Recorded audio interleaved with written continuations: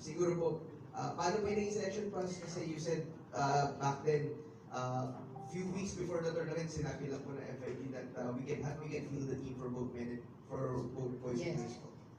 Yes, when they told us that we can finally, last minute, we had to gather, I have to evaluate all my athletes to see who can compete against in the juniors world. There was a lot of evaluations. And with the MAG, I had no evaluation because I just got the gold medalist in Batang Pinoy. You know, that's all. But in the WAG, I had to really evaluate, especially the fourth one. And we had three evaluations because, you know, we did not know what to do. But finally, we decided. I will bring it on point later, ma'am. Okay, thank you po. Thank you, Ivan. Good morning po, Ma'am si Joey Miller po from the Oh, Philippine Joey! Star. Yes, po. I know your name, but I know your face.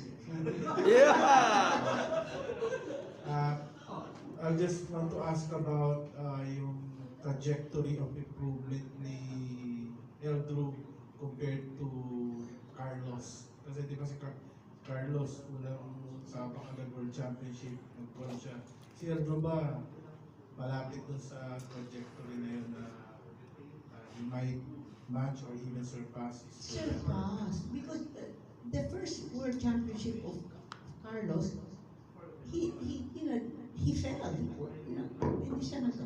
you know, it was a long time ago in Russia.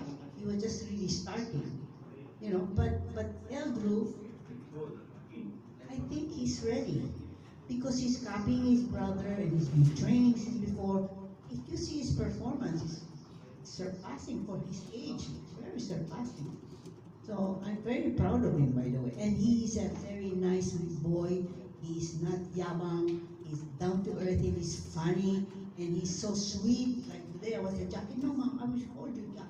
He's very he gives you a lot of cert. Not walang yung yabang. I'm so good. Ayaw ko yan.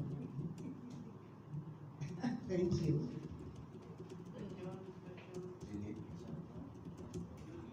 So, what else? No more other concerns? No concern at all. My only concern is that media doesn't come and see us. Oh, That's my I think we're still awaiting.